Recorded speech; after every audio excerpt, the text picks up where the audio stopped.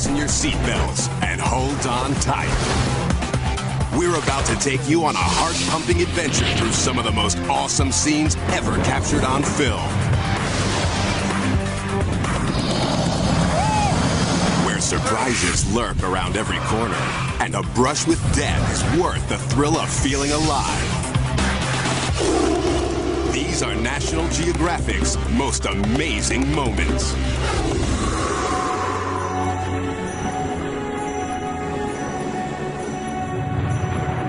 You're in for a wild ride.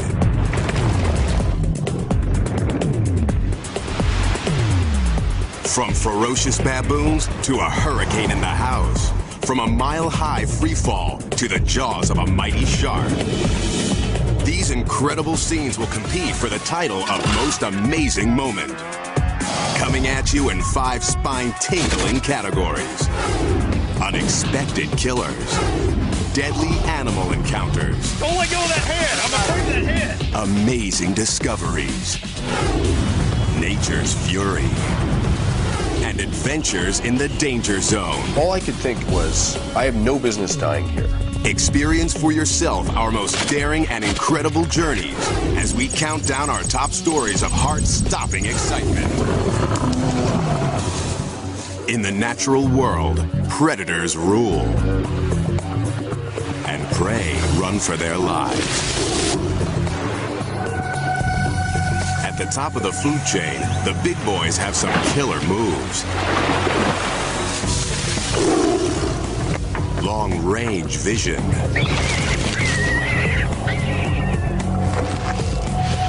Cunning strategy.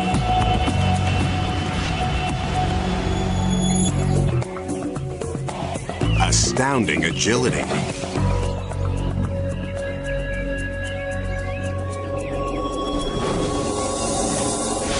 Blazing speed.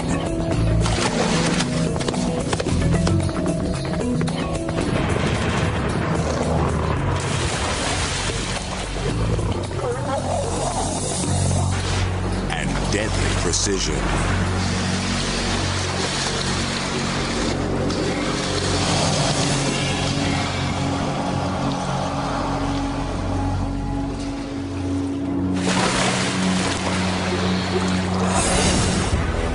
When it's dinner time, these natural-born hunters will go all out for a good meal. This polar bear takes on walruses 2 times his weight to get to a treat. A helpless walrus pup.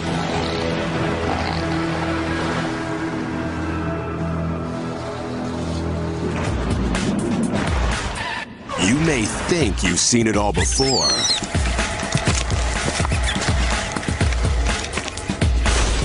Now forget everything you know about the animal kingdom.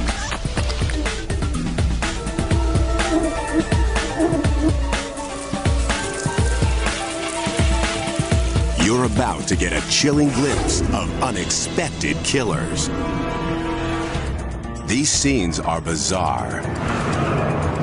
Ferocious baboons, fearsome frogs, and hippos in a frenzy.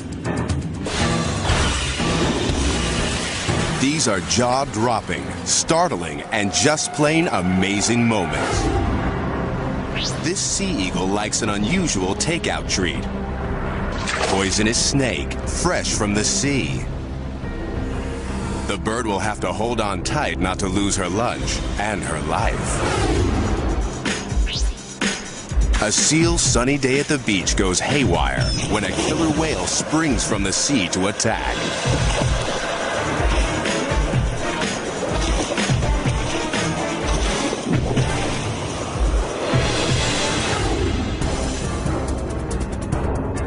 Spiders scare you?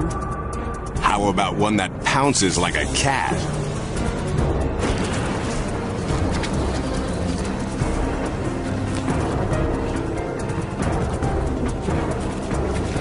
Try running from this hungry lady.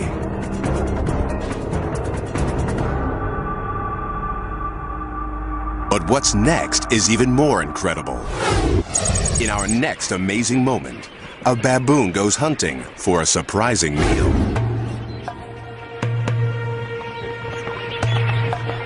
A vast flock of migrating birds has gathered at this lake. Baboons don't usually eat flamingos, but this one finds the huge crowd irresistible.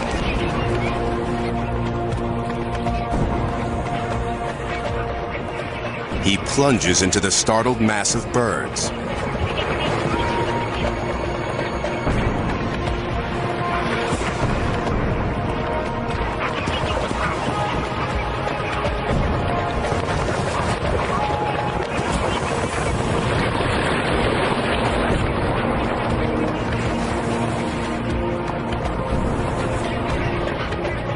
The flamingos flee for their lives, but the baboon's too fast and strong. And its teeth are long and sharp like a leopard's.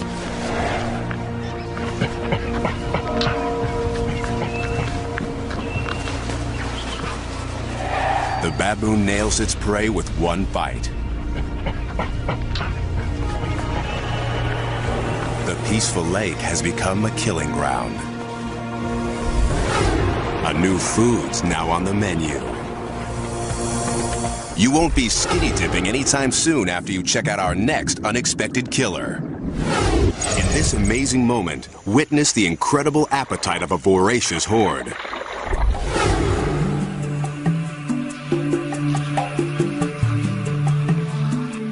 For young egrets, first flight can be a dangerous introduction to the world. A fall from the nest is not unusual. But here, something lurks below the surface.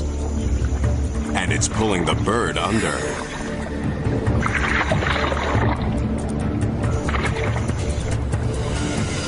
It tries to escape. But it's too late.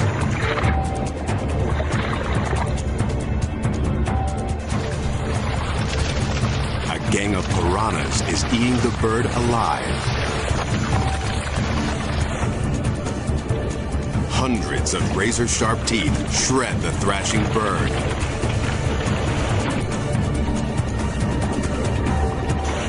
The egret's desperate kicks only fuel their feeding frenzy.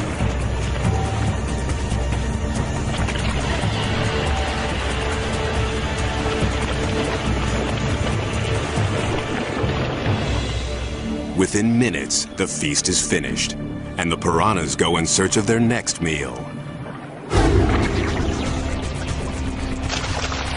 The ferocious fish clean the flesh off the egret's bones in mere moments. Next, a band of winged warriors is on a mission.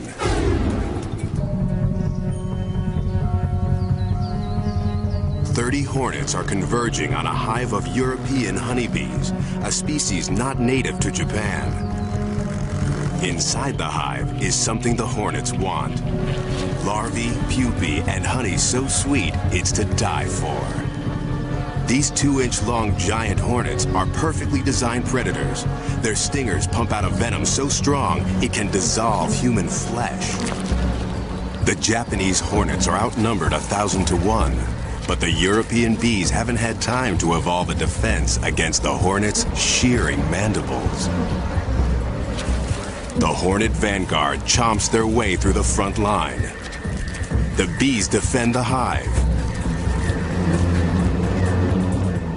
But it's quickly clear they are no match for the hornet forces, who take no prisoners. Within minutes, they storm their way in and start shredding their way through the entire hive.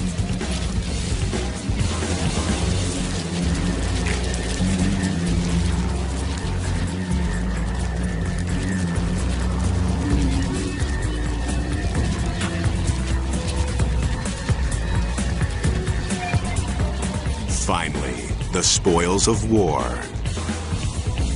The hornets drink the honey and, like barbarians, carry off the bees' young. In the raiders' wake lies a battlefield strewn with the dead and dying.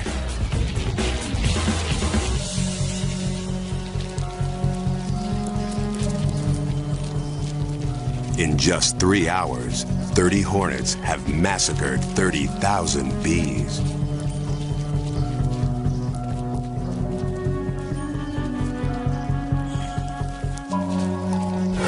Think you have nothing to fear? Every year, dozens of people die from a severe reaction to this hornet sting. The Grim Reaper can take unexpected forms. Not all killers inspire fear.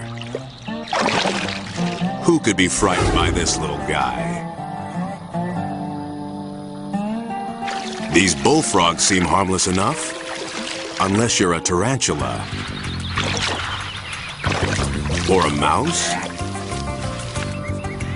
Or a bird?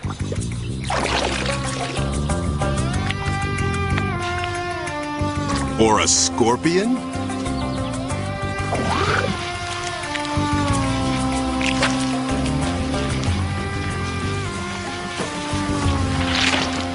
They'll eat anything they can fit in their mouths.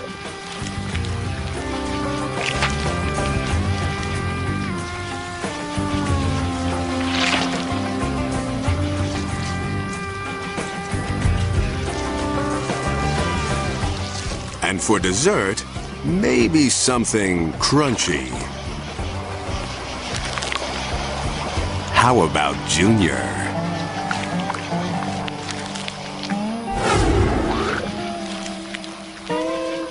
But even the bullfrog can be foiled. In our next amazing moment, he tries out a new food with bizarre results.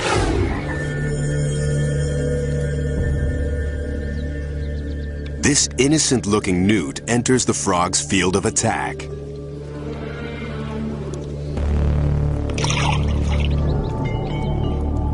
The frog strikes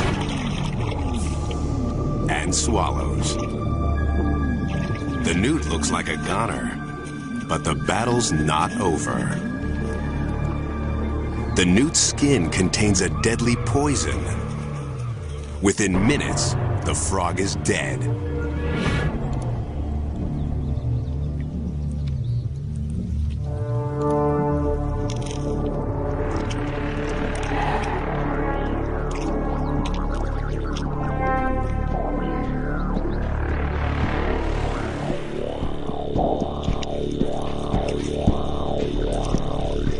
And it's the lowly newt who struts away victorious.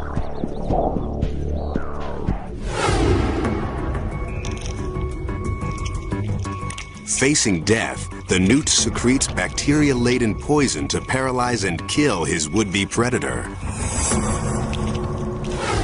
Our most amazing story reveals even more unexpected behavior. This is a familiar hippo scene, an herbivore at rest. Although these animals look gentle, they can be aggressive, especially when dominance in the herd is at stake. This mother and her new calf have practiced approaching the herd for weeks. The calf's future depends on a good introduction. But a young male isn't in a welcoming mood. The new baby is not his offspring. What happens next has only been witnessed a handful of times. The male challenges the mother. She dashes for safety with her calf at her heels.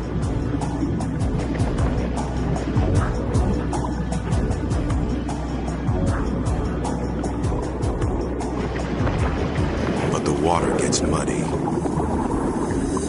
The calf loses his way, and the male hippo turns on the defenseless youngster. In what might be an attempt to assert his place in the herd, he takes the infant into his mouth and shakes.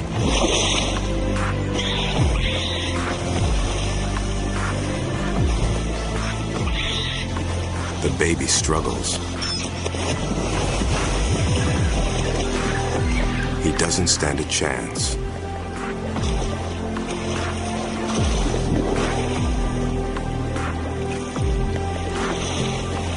They go under.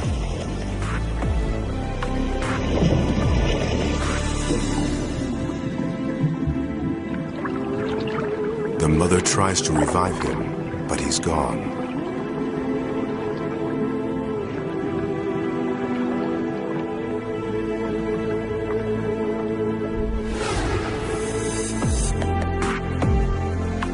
The bull has made sure that this calf won't grow up to be a threat.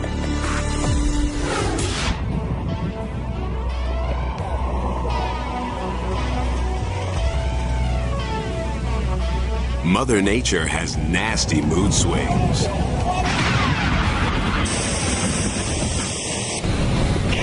Her anger takes many forms. Raging power. Awesome shows of strength. Disasters of a deadly magnitude.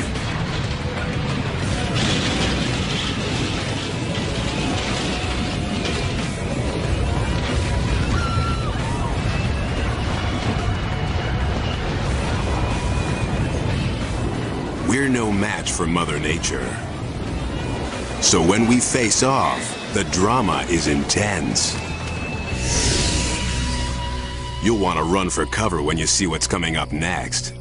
We'll take you directly into the path of Earth's most violent forces. A hurricane in the house, an avalanche at the top of the world, a duel with a monster tornado, and fire-breathing mountains that will demolish entire towns. What you're about to see will blow you away.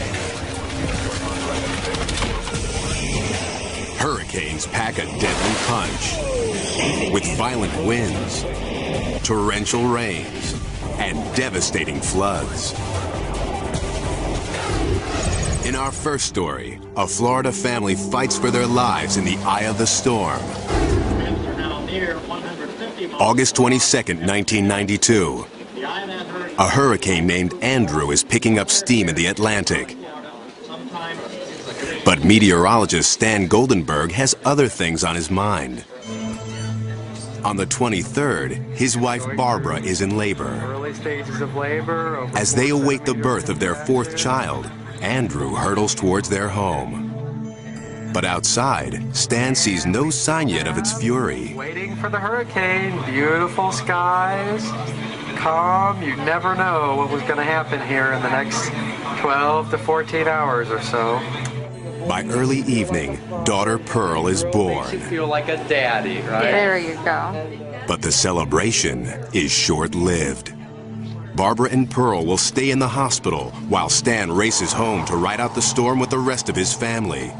All around southern Florida, residents brace for Andrew's onslaught. We have the family here. That night, Stan shoots this video of his 3 boys, his sister-in-law, and her family. Joseph, Aaron, Reuben. They know it'll be a rough night. They have no idea that they're going to come face to face with a monster. After midnight, Miami gets a taste of things to come. But this is nothing. At 4:30 a.m., Andrew slams into the coast, full force.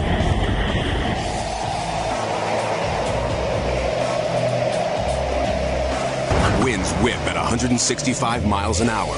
It's a Category 5 hurricane, the most intense there is. In this bad boy's path, nothing and no one are safe. Looks like our TVs are out. Maybe the power is out now for the duration.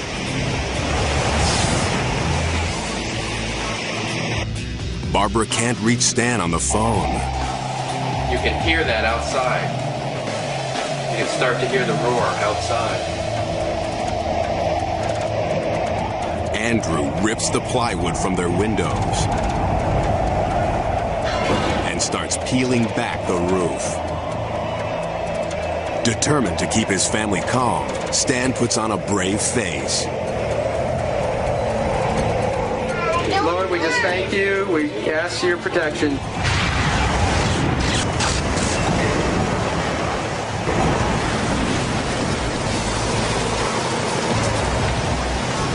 As the hurricane kicks it up another notch, it's hard to believe the Goldenbergs can survive.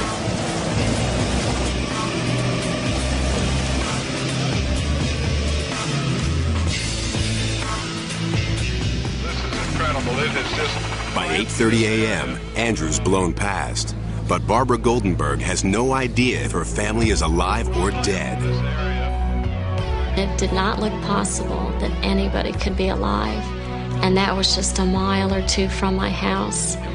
And at that point, I really felt despair. 160,000 people in the Miami area are suddenly homeless. 44 are dead. And as the hours pass, there is no phone call to let Barbara know that her family's made it through the night. Barbara's neighborhood is demolished. Her house is smashed to bits. This is all that remains of the kitchen where her family was holed up. Then, finally, a call comes in. I still remember the first time I got through to her on the phone.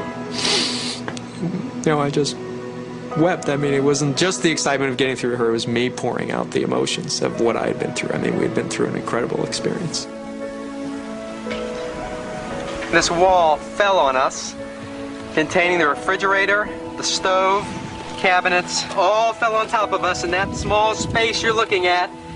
The mattress and everything, that's where we were pinned and protected during the worst part of the storm. With their home ripped apart around them, Stan and his family survived one of the fiercest hurricanes in history. Lord, we just thank you. We ask your protection. In our next story, a cameraman stares down white death at the top of the world.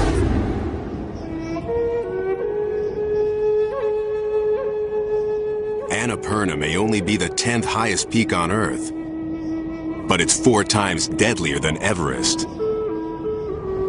It kills 1 out of every 5 climbers who tries to conquer it. Its most lethal weapon? The avalanche. Get caught in one of these babies and you'll be smacked down and sucked under at the same time. If you don't die instantly, you could be suffocated to death under feet of snow. Still, fearless climbers return to Annapurna year after year. October 1997. Brothers Jose and Jesus Novas of Spain are out to conquer the mountain.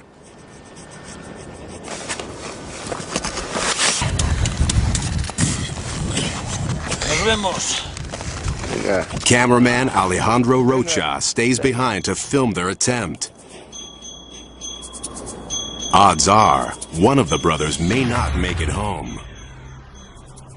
Tons of fresh snow cling to the mountain's steep slopes. Annapurna is now a ticking time bomb. The brothers forge ahead anyway. Soon, they are mere specks in the distance.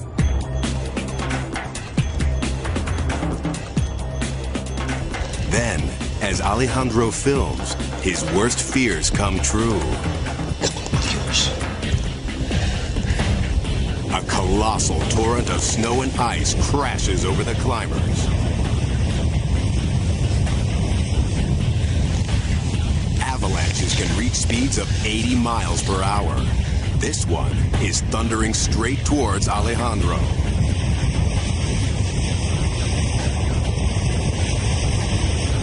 He can't bear to face his killer. He retreats to his tent. This is the face of a man waiting for death.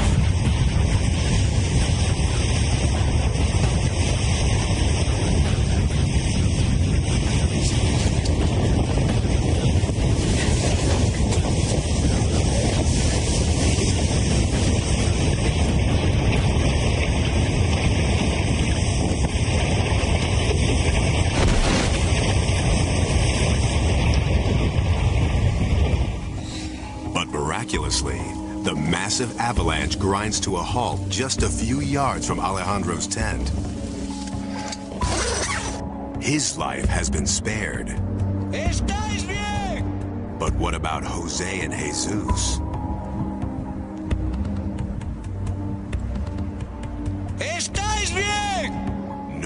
responds.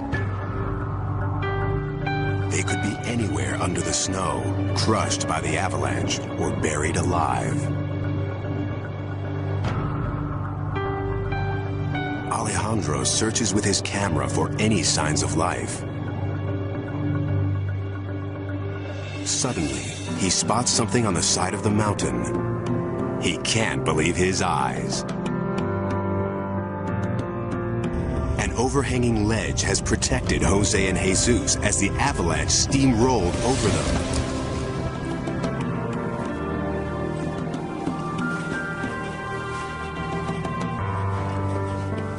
The brothers are thrilled to be alive. Tranquilo, tranquilo. Que se meta debajo de la... Estuvimos debajo de la nieve por lo menos un minuto. Y es lo que puedes ver en la máquina después. ¡Pedazo de luz! ¡Que nos pilló! ¡Casi nos deja secos, tío! With nowhere to run, nowhere to hide, Alejandro and the Novas brothers survive a death blow from the planet's most dangerous peak. Most of us run from nature's fury. Now, a guy who heads straight for it. Springtime in the Plain States is prime time for tornadoes.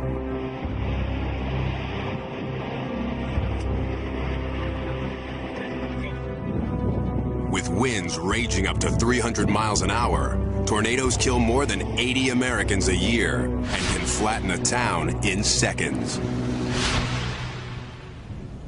June 24th, 2003. Storm chaser Tim Samaras is in Tornado Alley looking for trouble. This thing turned into a big gust front. His goal, to place as many scientific probes as possible directly in the path of a giant twister. The trick, do it without getting killed. The perfect conditions are forming near a tiny hamlet called Manchester. Weather Service Doppler radar indicated a tornadic thunderstorm running southwest of Woonsocket. Tim and his teammates drive towards a massive thundercloud. About 7 miles out, a funnel starts taking shape. Oh, it's a laminar tube. He tries to get closer, but no roads lead in the right direction. Oh, let's take this and go up and around. This is a dangerous storm. Take shelter immediately. I'm gonna wait till I get the right angle. Take cover now. He outraces the tornado for a few miles. We took the road heading east, basically going right into the path of the tornado. Fly north. Okay, good.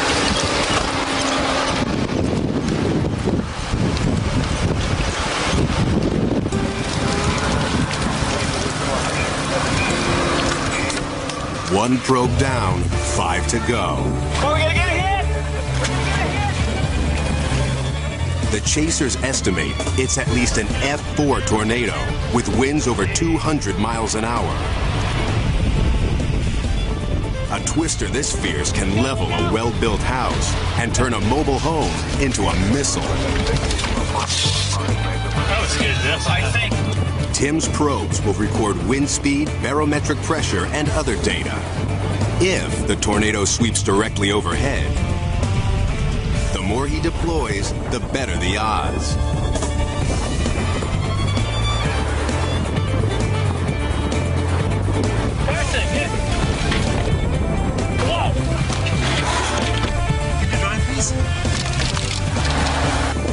But playing chicken with a twister is a dangerous game.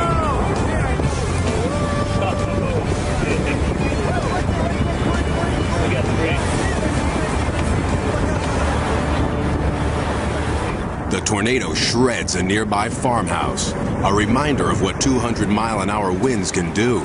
Still, Tim is determined to deploy the last of his 6 probes. We need to drop one in. We don't have time. All right? Don't have time. We don't have time. Seriously. He was saying that, but I was thinking something else. I was already out of the car. I grabbed the probe, I put it on the ground, I jumped in. I deployed in 5 to 7 seconds. Then suddenly, the tornado turns on them. It's coming back on the road. It's coming right at us, too. We gotta put it on. Twisters can accelerate at speeds of 70 miles an hour. This one is only 100 yards away and bearing down fast. Listen to it. If it catches up, it'll fling their van through the air, then crush it like a tin can. The driver puts the pedal to the metal, but the tornado seems to be gaining. The Twister chases the van down the road. Then, at the very last second, veers away and loses steam. They escape unharmed. Not everyone is so lucky.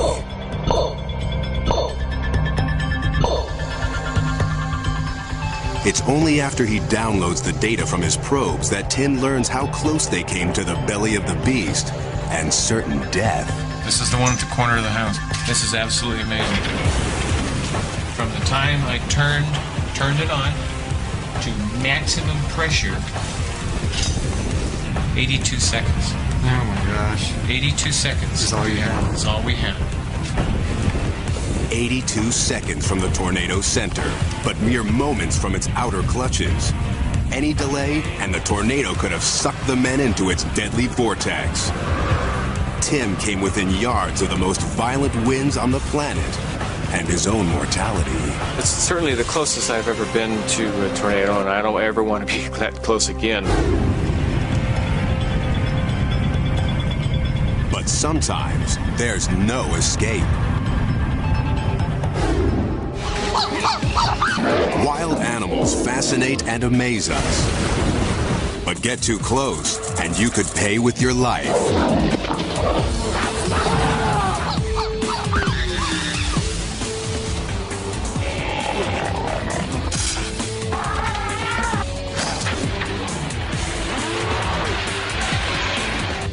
The world's top cameramen can't run scared. Dangerous beasts are part of the job. Oh boy. In Deadly Encounters, we'll share amazing stories of filmmakers who get closer to the kill zone than you would ever dare. But even pros can get too close. To get the shot, these guys will face off with animals they can't even see. Serpents in the jungle, creatures of the deep, moments straight out of a horror movie. But these scenes are for real.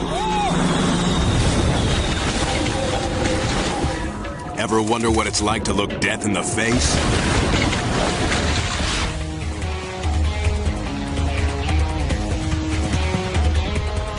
Nature's carnage doesn't faze wildlife filmmakers.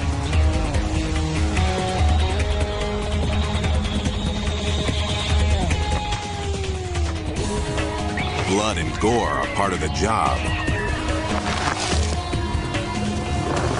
But every now and then, a cameraman sees something so primal, it's shocking. In our first Deadly Encounter, an unsuspecting filmmaker captures a battle so intense, it gives a whole new meaning to the word raw. Kim Wooliter grew up in the African wilderness. He's no stranger to the grim realities of predator and prey. Tonight, he and partner Dale Hancock plan to film leopards hunting. Dale carries a bank of lamps in his Jeep for lighting the scene. Although it's dangerous to travel alone, the men decide to split up to search for the stealthy cat.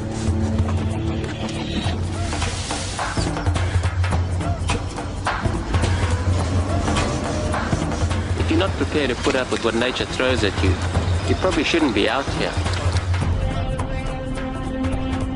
Wooliter thinks he may have found what he's looking for. But leopards aren't the only predators out hunting tonight. And these aren't leopards. Sounds of killing and carnage surround him. There's an epic battle going on in the darkness, but without lights, Woolader can only listen to the attack.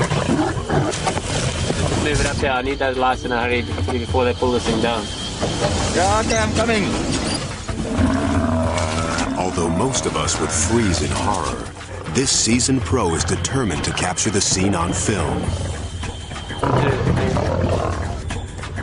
He needs Dale's help fast. The battle's getting fiercer. Woolader hopes the hunters don't turn on him. Finally, Dale arrives.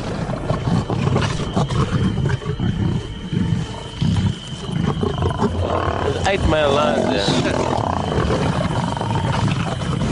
Only yards from Woolader's jeep, an incredible struggle. 8 lions attack an enormous buffalo, but the animal refuses to die.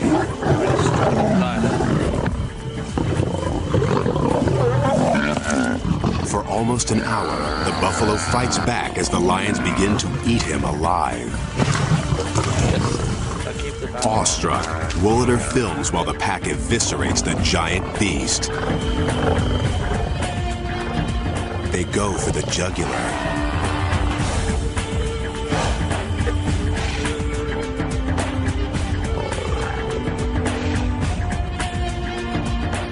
These lions like their meat rare.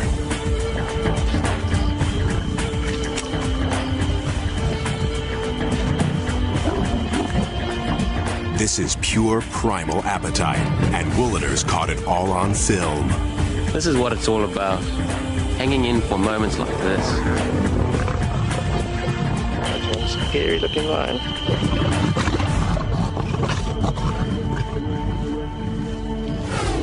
This guy's gotten incredibly close to film an extraordinary battle. It's an amazing scene of predation.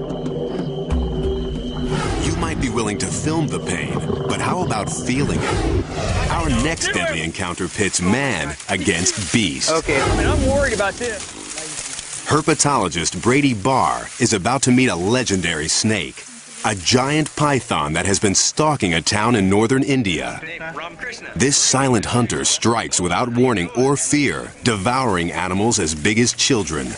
So he saw a python actually attack a small cow, a calf, and kill it. The townspeople want Brady to catch the snake and take it away. Brady's faced off with fearsome animals before.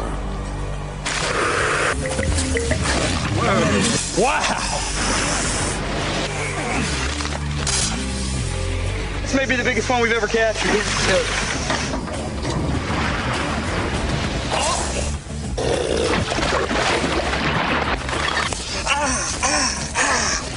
But he usually manages to keep the upper hand. God, I guess he's a little freaked out about being hurt. Today, he may meet his match.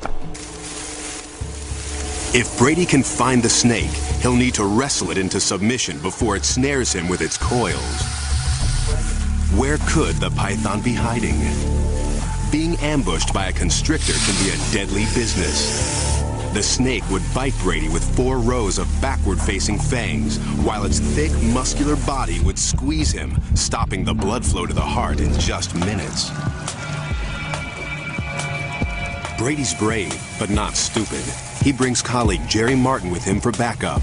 I've got a huge python. It's the big one. It's the big one. Everybody, wait. Don't come running up. Don't come running up. Okay. It's gigantic. Can you reach it? It's gigantic. It's bigger. No. It's as big as my leg. I'm going to need your help. Stop. I'm trying, guys. Okay. Wait, he's tongue flicking. He sees us. The python sees Brady. The tongue flicks are its way of sizing him up. It can sense if Brady will make a good meal. Don't anybody go any closer. Brady's never tackled a snake this big before. It's as long as a pickup truck and can swallow prey 4 times its width. Brady tells Jerry to grab the head while he goes for the massive tail. I got a bad feeling about this. Okay. You can be sure that either I'll get the head or the head will get me. 2, 3. Go.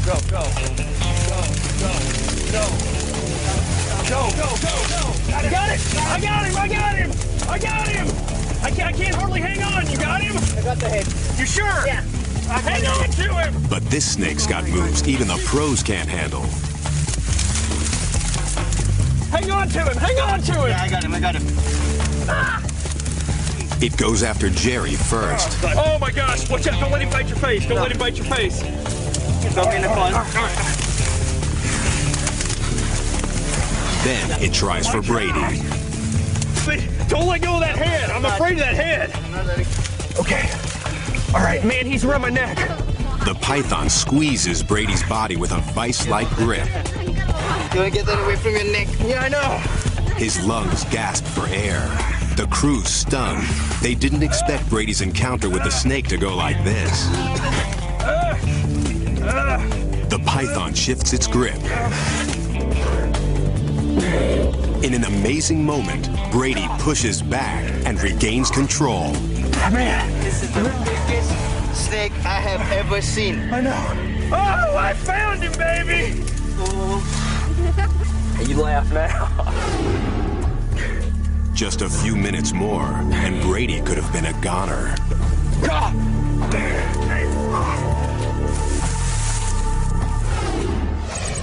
Valerie Taylor tests a shark's biting power, using herself as bait. That's what their teeth do when they get on it. That's the noise you hear. And you really think it's getting into you with that terrible noise, but it doesn't. Filmmaker Valerie Taylor is about to offer herself up as a meal to a band of hungry blue sharks off the coast of California. Why? She's trying out this chain metal suit. It will weigh her down in the water, but if it works, it will protect her from a shark's powerful bite. With several rows of razor-sharp teeth and jaws that close like a steel trap, the blue shark is one of the few species known to attack humans.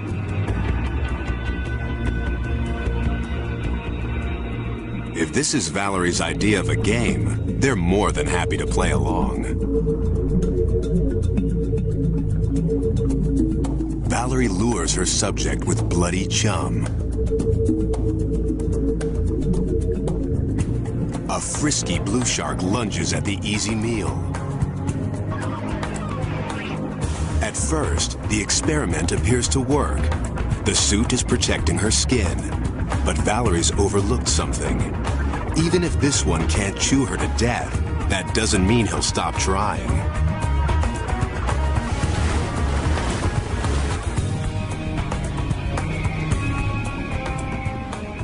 Valerie's a rag doll in the jaws of a killer, and the metal suit is weighing her down.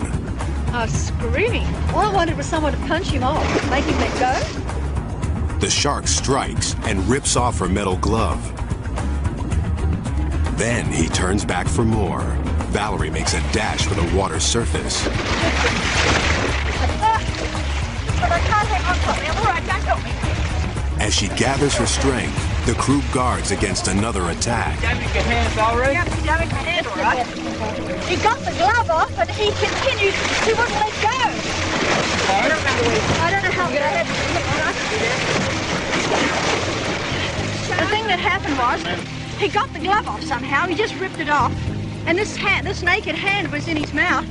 So I put that hand in, so that he couldn't crunch down on it. I did it just like that, but you can see why he got the thumb. It was sticking up. Oh, boy. Well, the only way you learn these things, isn't it? Is by trial and error. Yeah. That was an error. An error she won't quickly forget.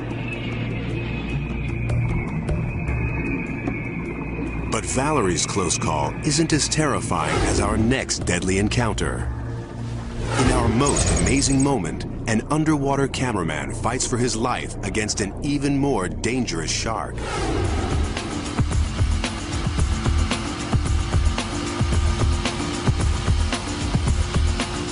In the waters of Mexico, a National Geographic team of scientists tries out an innovative device.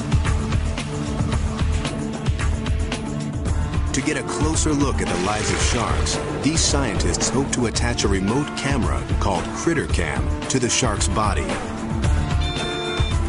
It's a great idea. Once CritterCam is on the shark, he'll be his own cameraman, taking footage of his life. But to get CritterCam on the shark, the scientists will have to wrestle a beast with killer instincts. For cameraman and shark specialist Nick Kaloyanis, it will be an unforgettable event. By chance, the scientists haven't caught just any shark, but a bull shark, one of the most notorious hunters in the sea. Hundreds of pounds of lean muscle and rows of serrated teeth make this beast a dangerous creature to aggravate. The team's strategy? 1. Attach the camera. 2. Move to safety. 3. Let the shark free. But the shark has other plans.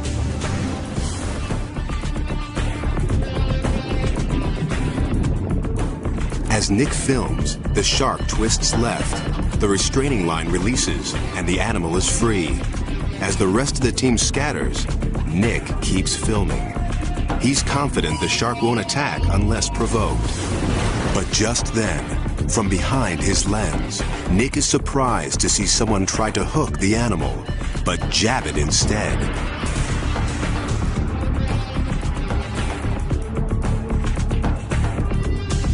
Before he can move, the bull shark turns and comes straight for him. Footage reclaimed from Nick's camera showed these chaotic images. The shark bites Nick's leg. Dagger teeth crunch down from ankle to thigh. The camera falls, spinning down to the sand. The shark continues to attack, ripping flesh from Nick's hand. Another diver shouts for help. Shocked, the team realizes Nick is under attack. As they watch, the shark's thrashing pushes Nick's body to the surface. Incredibly, he's still alive. I come to the surface and the shark's still on me, and I'm getting tired at this point. I'm losing a lot of blood. The crew rush to save him. While the fishermen grab the shark, teammates pull Nick aboard.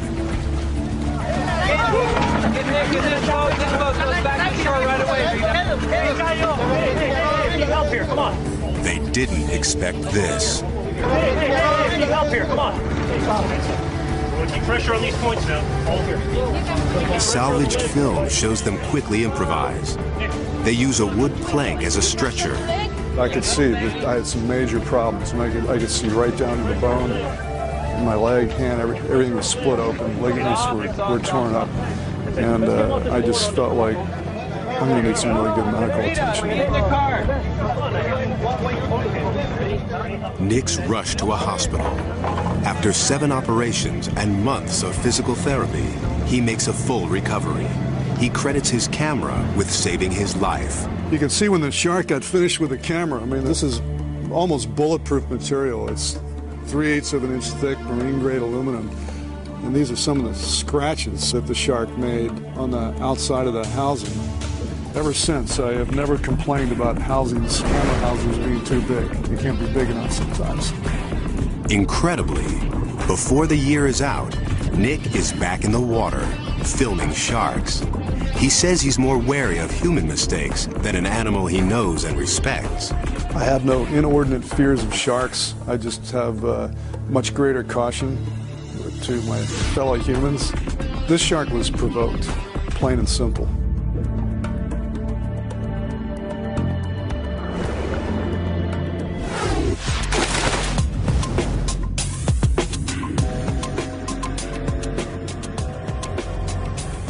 Is on, and you're coming along for the ride. Dig up a monstrous creature. Probe the mysteries of the deep. Uncover secrets from the past. And find a famous face lost in time. We're about to take you on an incredible journey in search of National Geographic's most amazing discoveries. The quest begins in the shadows of an ancient kingdom with a discovery to rival the tomb of King Tut. Ancient Egypt, the land of the pharaohs and the pyramids. Thousands of years ago, this kingdom was the center of civilization, but it eventually fell to ruin, its secrets lost. But now, near the pyramids of Giza, a team of Czech archaeologists is about to make an incredible discovery. A sealed tomb almost 100 feet underground. This burial vault is an irresistible temptation, but some say opening the grave could trigger the mummy's curse. Dr. Zahi Hawass is Egypt's director of the pyramids. Superstition doesn't stop him. We are here to open the sarcophagus. Maybe you'll find a mummy, maybe you'll find more than a mummy.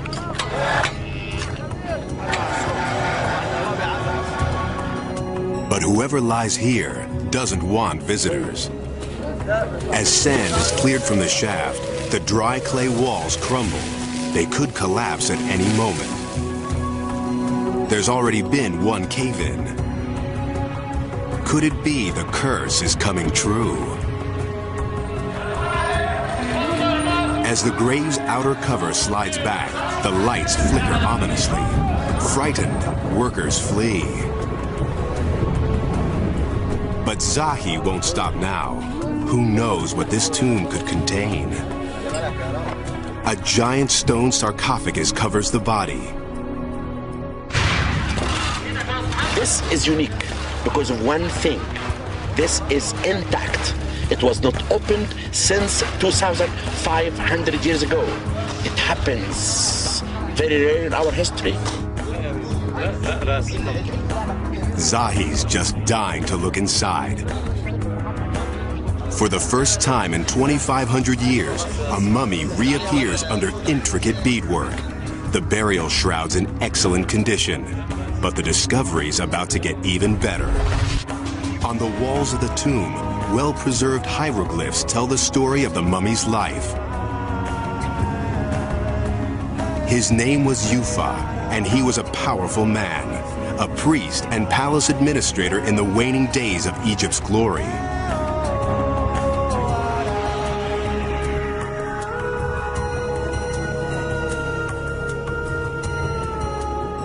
His life story reveals priceless secrets from the past. This mummy's stories describe a little-known chapter of Egypt's history.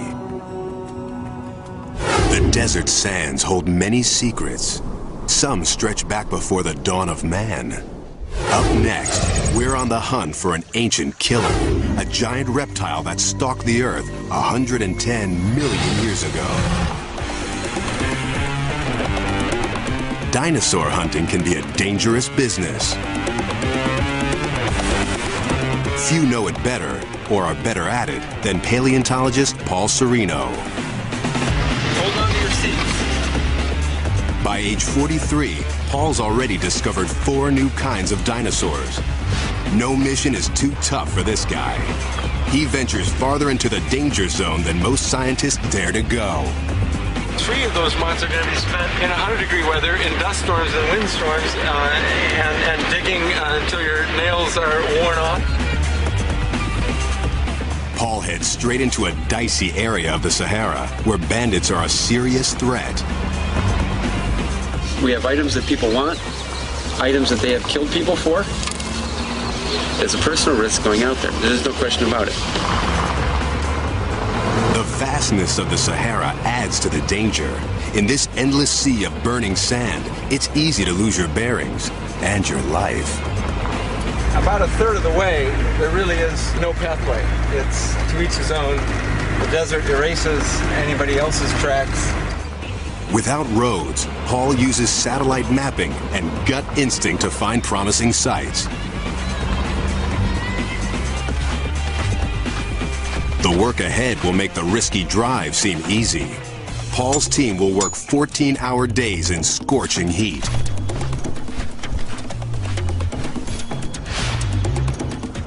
If you come walking out of here in 2.5 months and you say that is not the hardest thing that I have done in my life mentally and physically, then you haven't tried hard enough. Digging up a bone in the desert can be like finding a needle in a haystack, but it's not long before Paul hits pay dirt. He's unearthed an ancient graveyard and an extraordinary skeleton. We have just found a skull that really is about the biggest I've ever seen. Man, it's mammoth. Lying down next to it gives you some idea of the size. The skull is just a little bit bigger than me, so it's close to 6 feet long. Oh my gosh. Paul's discovered an amazing creature, the gigantic ancestor of modern-day crocs. Even the most fearsome crocodile walking the earth today is tiny compared to this monstrous beast. This prehistoric super croc measures 40 feet from tail to tooth and could have eaten dinosaurs for lunch.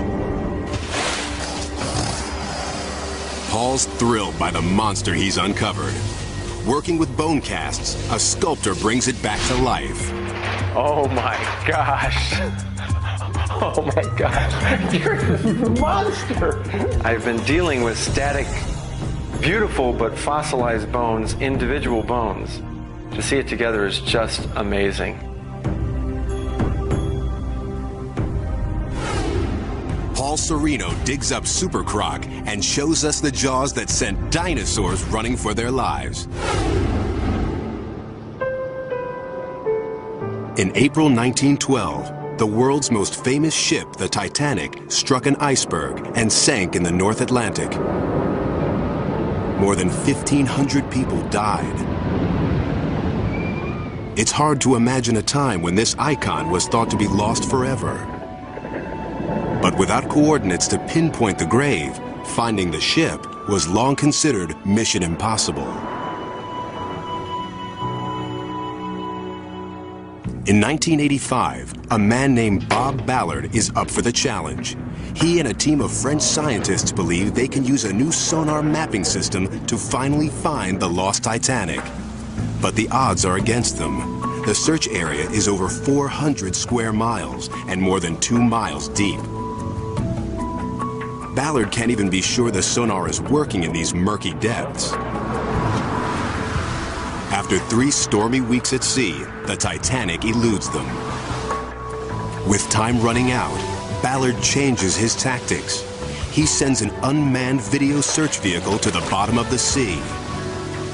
The cameras transmit footage back to Ballard's ship. 14 days pass with no sign. Then late one night, the search monitors come alive. There's something on the ocean floor, 2.5 miles down. 73 years after the Titanic set sail, the ship reappears. Bingo! Yeah! This sucker exists! Ballard is king of the world.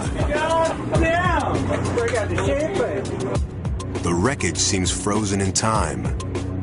A haunting record of hundreds of lives cut short. An anchor. A deck chair. A man's boots. A chandelier fit for a king. There was an immediate outpouring of excitement.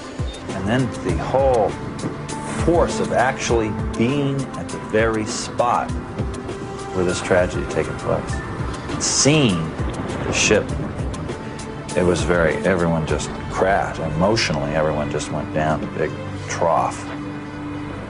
And we had a simple, quiet service on the fantail. We felt better. And it was that time I realized that I was deeply affected by it. Ballard's pursuit of an impossible dream has brought the Titanic back to life and shown us ghostly images of an underwater grave.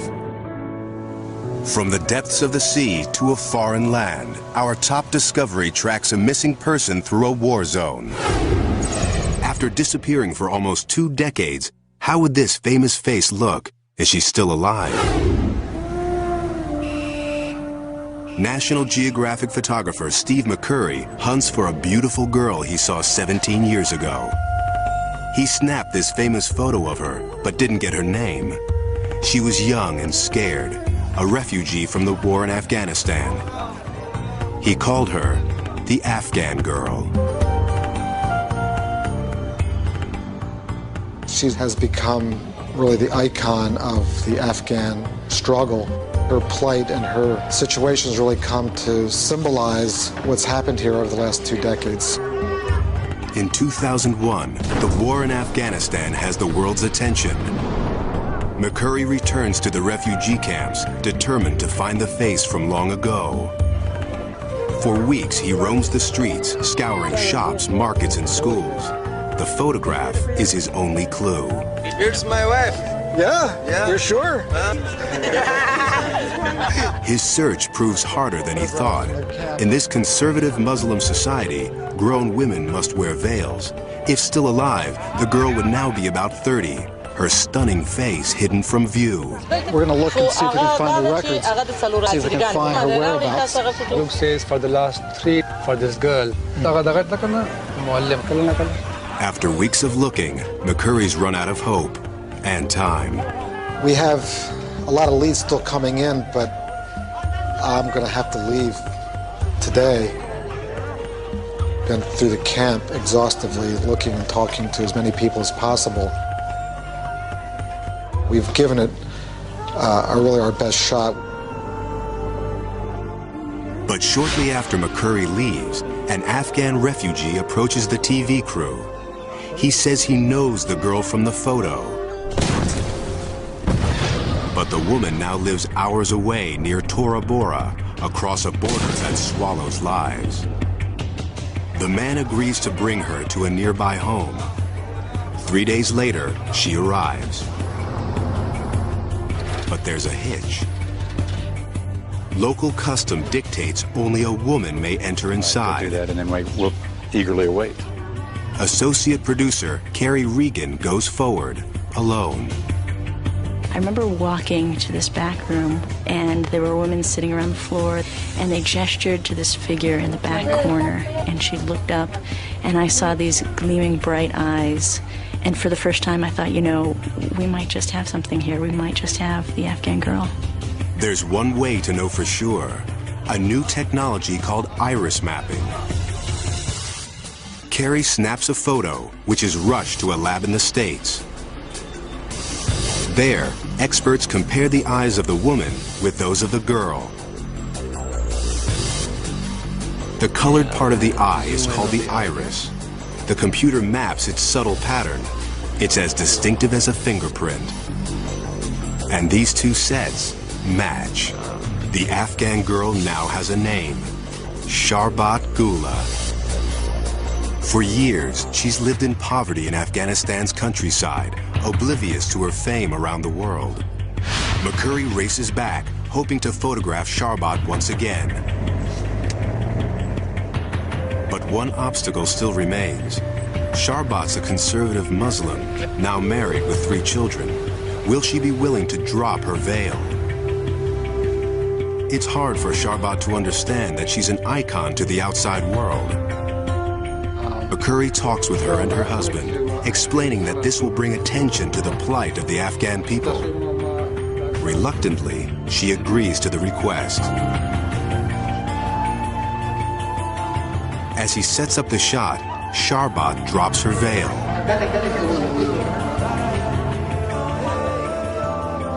The famous eyes flash defiantly, again capturing the attention of the entire world. Sharbat's face reveals the sorrow of war, but for McCurry, it sends a message of both courage and hope. The fact that she's lifted up her burqa and revealed her face to the world, essentially, is sort of a minor miracle. These adventurers have traveled beyond time and boundaries to make amazing discoveries that broaden our understanding of the world.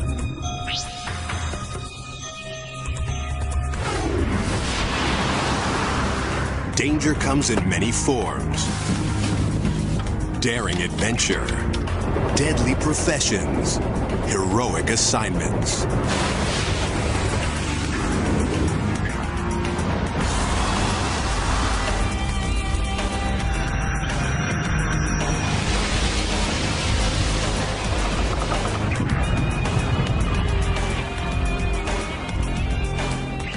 Some men and women accept the risks. These are their stories from the Danger Zone. What would you do if your ship went down at sea? If a base jump went wrong? When the bullets start to fly? Whether expert explorer or ordinary man, response to danger is anything but predictable. In our first story, an ordinary man faces an extraordinary task. The ocean's a cruel mistress. Commercial fishing is one of the world's deadliest jobs. Wicked weather and rogue waves can turn a beautiful day into a deadly disaster. And when the chips are down, a swift reaction can mean the difference between life and death. It was a horrible experience. One I hope I never have to live through again. At 3 p.m. on a cold afternoon, rough seas slam a small fishing boat named the Strider. The crew is in trouble. The waves are getting worse. There are 3 men on board. Captain Spike Chipperfield, his girlfriend's son Jim, and his uncle Butch. 1, 2, 3 monster waves crash into the ship. The Strider's going down. The seas throw Butch and Jim overboard.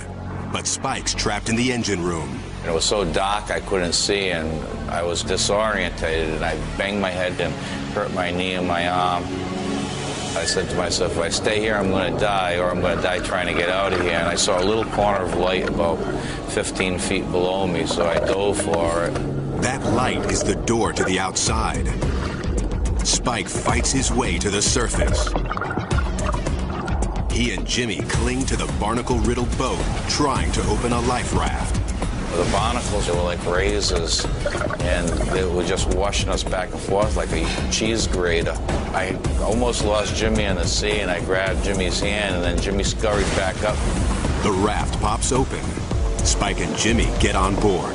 And when we turned for my uncle, he was about 15 or 20 feet away, but he was already face down in the water dead, you know. So horrific, so devastating. Spike's lost one loved one. He'll have to fight not to lose young Jimmy. He's only 15 years old. These cold seas will cause hypothermia, and Spike's blood could draw sharks. Hundreds of fishermen are lost at sea each year, but Spike won't give up. Just then, a helicopter appears. The Coast Guards heard their Mayday call. A camera on the craft captures an incredible shot of a man and a boy struggling to beat the odds. But the danger's not over. The helicopter's rotors generate hurricane-force winds. They could actually blow you right off that raft. If the pilots aren't careful, the sea will become an angry whirlpool, tipping the raft and drowning the men. The helicopter backs away and drops a rescue swimmer in the angry seas. They're streaked with boat fuel and blood. His life is just as much danger as mine when he's in that water. I mean, anything could happen. Spike puts Jimmy's life ahead of his own. Although he's badly injured, he tells the swimmer to take the boy first.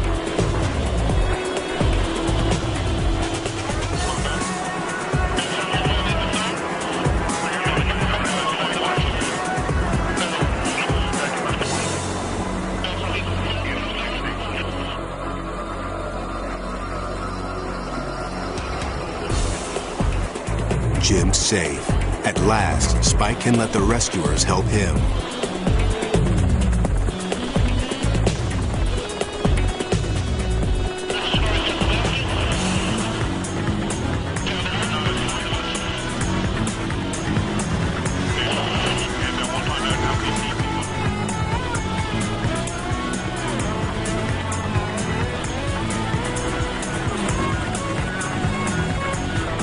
Spike can't believe the ordeal is over. I mean, it's just, I haven't really found the word to describe that feeling.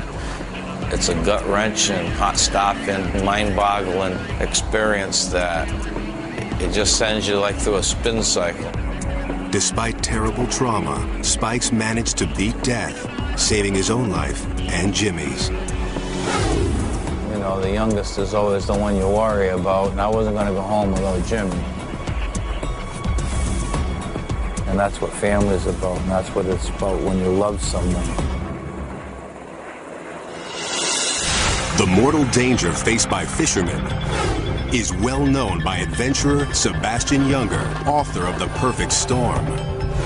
Now, after writing about the risks taken by others, Sebastian's decided to tackle a story to test himself.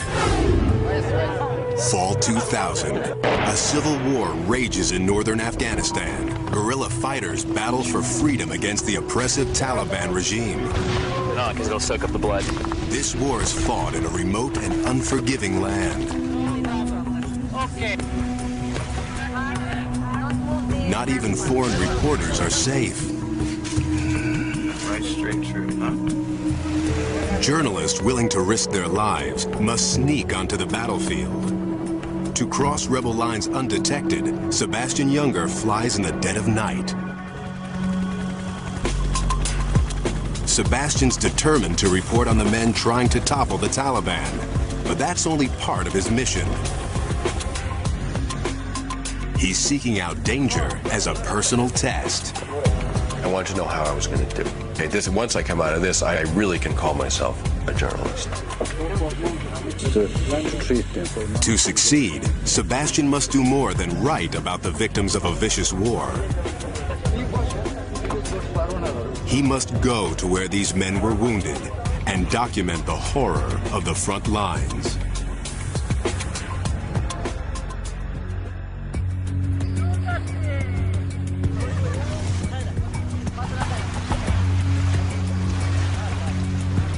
This is sort of the teeth of the thing, the situation, the war we're reporting on. These are the very front positions. This is where it's happening. Sebastian's partner on the journey is an Iranian photographer named Reza. Very quiet day. There's not much shelling. Not yet. Not yet. In a war zone, nothing's quiet for long. Suddenly, rockets start to fly. The Taliban begins to bombard the outpost. Each shell delivers a blast of shrapnel, and on this hillside, the only protection is dirt.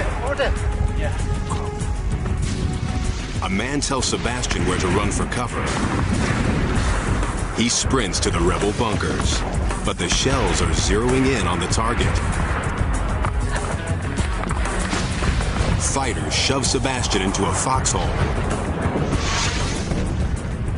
The rebels fire back. Get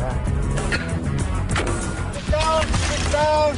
But their scattered machine gun fire does little to stem the Taliban's attack.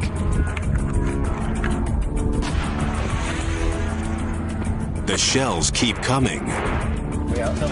Sebastian hits the dirt. I suddenly realized in that moment that I'd never been scared before. I'd never really been scared before. This was fear, and it was just blindingly terrifying. This rocket misses. Went over us. Went past us at the other side. But another one can't be far off.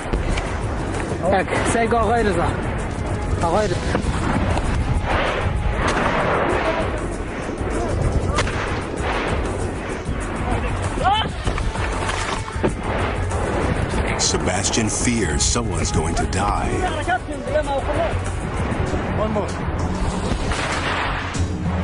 He hopes it won't be him.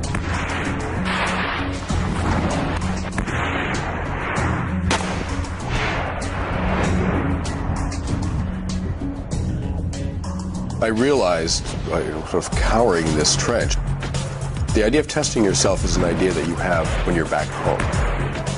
That's an idea you have in your own living room.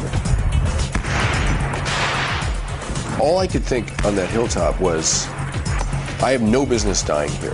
Sebastian's not the only one worried for his safety. These rebel fighters don't need a dead American on their hands. A commander orders him off the hill. He said, get off the hill.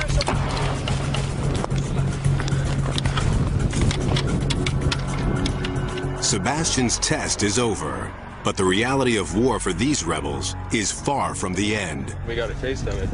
That's nothing what those guys are going to go through tonight. Brace yourself for an unbelievable thrill as our most amazing moment takes you over the edge. Base jumping. An adrenaline-pumping plunge into the space between life and death, where death has the distinct advantage.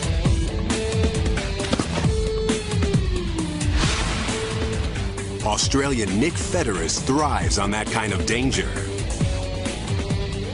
You stand on the edge, you jump off, and in a split second you are instantly transported to really what is one of the most extreme environments on Earth, and there is no turning back.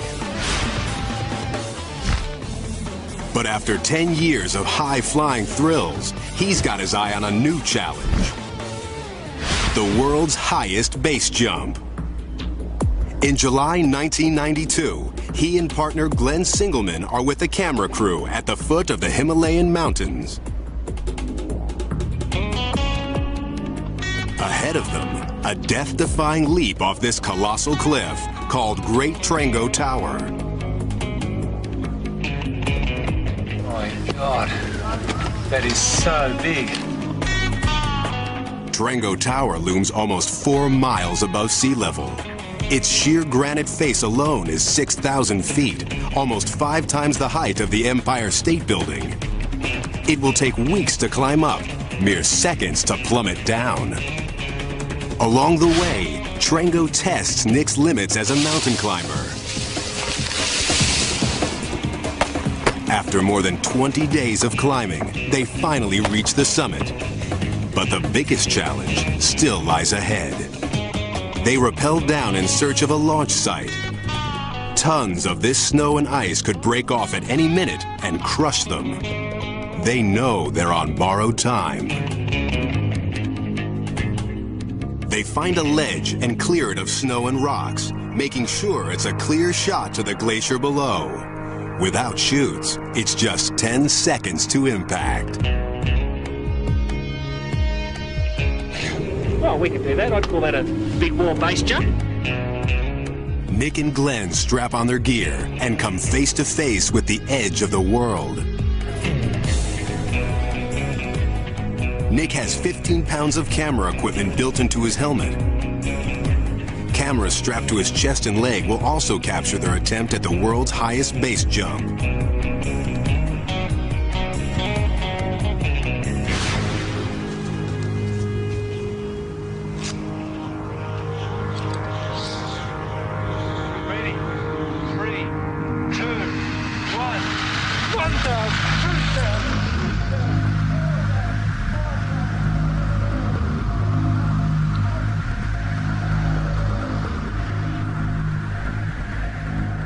Something's wrong. The weight of the camera causes Nick to tumble out of control.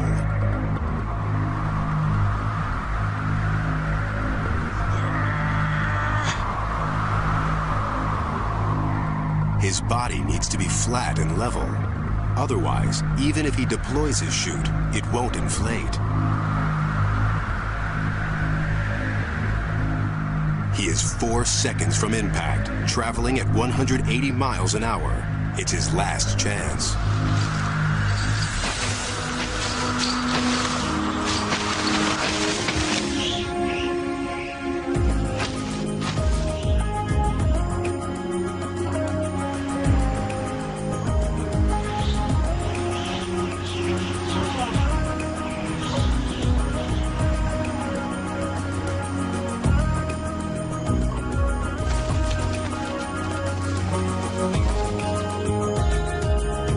Never been on my back on a base jump before, but I was in control when it mattered, and I feel great.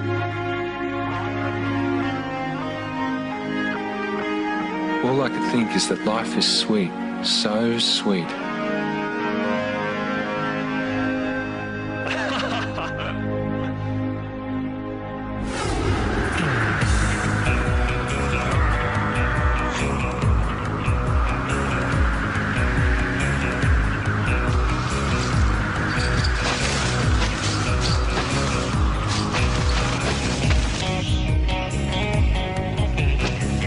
let's look back at our stories from the danger zone. These brushes with death remind us of the thrill of being alive.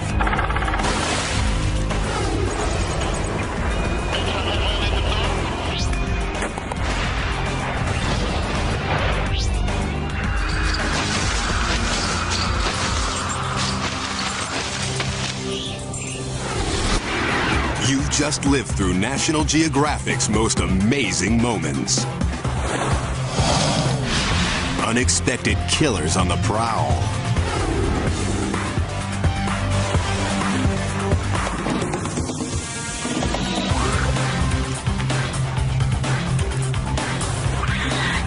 Fighting for life against the planet's most dangerous forces.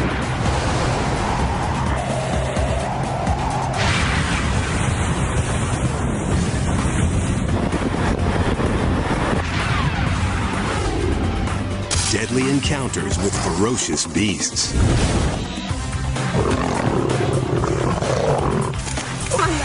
Get him off that dude. God! The quest for awesome discoveries.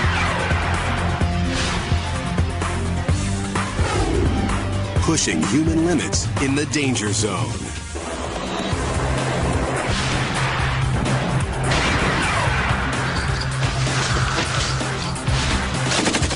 Truly amazing.